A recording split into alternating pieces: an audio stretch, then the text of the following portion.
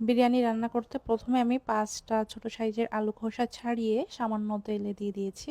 এরপর একটু জর্দা রং, একটু লবণ দিয়ে হালকা করে ভেজে নিব।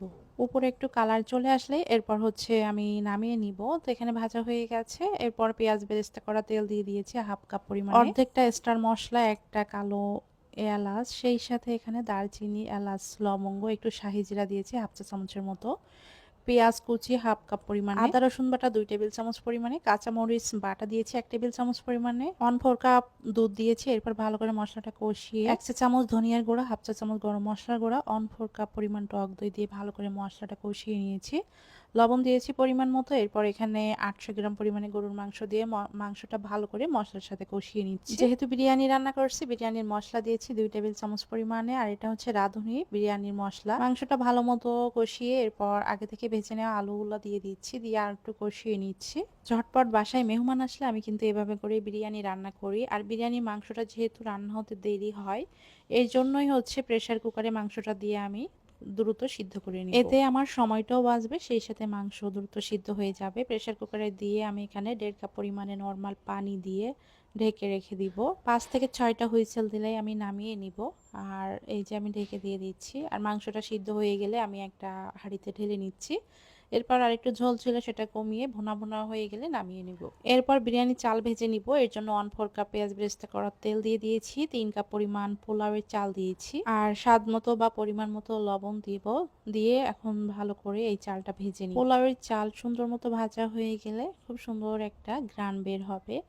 এরপরে এখানে আমি আগে থেকে জ্বালিয়ে ঠান্ডা করে নেওয়া দুধ দিয়ে দিব 1 কাপ পরিমাণে। সাথে আমি 4 কাপ পরিমাণে পানি দিয়ে দিচ্ছি। টোটালি 5 কাপ পরিমাণে দিয়েছি। 1 কাপ পরিমাণ পানি আমি কম দিয়েছি, কারণ বিরিয়ানি যে মাংস রান্না করেছি সেখানে এখনো ঝোল আছে, আর সেই ঝোল দিয়ে এই চালটা ভালো মতো সিদ্ধ হয়ে যাবে।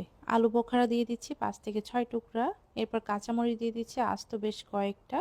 মিডিয়াম আঁচে রেখে এখন পানিটা কমে যাওয়া পর্যন্ত অপেক্ষা করব। এই যে পানিটা ঠিক এই পর্যায়ে চলে আসলে আগে থেকে রান্না করে নেওয়া গরুর মাংস দিয়ে দিচ্ছি। সেম প্রসেসে মুরগির মাংস দিয়ে রান্না করে নিতে পারবেন, তবে মুরগির মাংস দিয়ে রান্না করলে প্রেসার কুকারে দেওয়ার কোনো দরকার পড়বে না। যাই হোক, ভালো করে মিশিয়ে এখন উপর দিয়ে একটু পেঁয়াজ বেরেস্তা দিয়ে দিচ্ছি। আর এই বিরিয়ানিতে আমি কোনো প্রকার ঘি ব্যবহার করিনি, কারণ আমার বাসায় ছিল না, যেহেতু ঝটপট রান্না করেছি।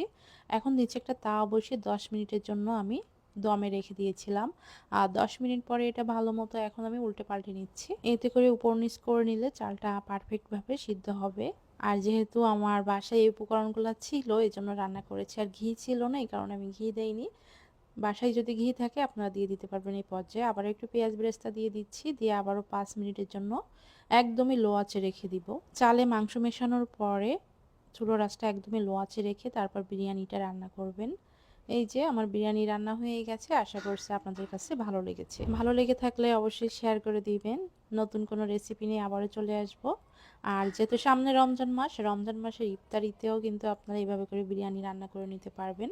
সবাই ভালো থাকবেন, সুস্থ থাকবেন। আল্লাহ হাফেজ।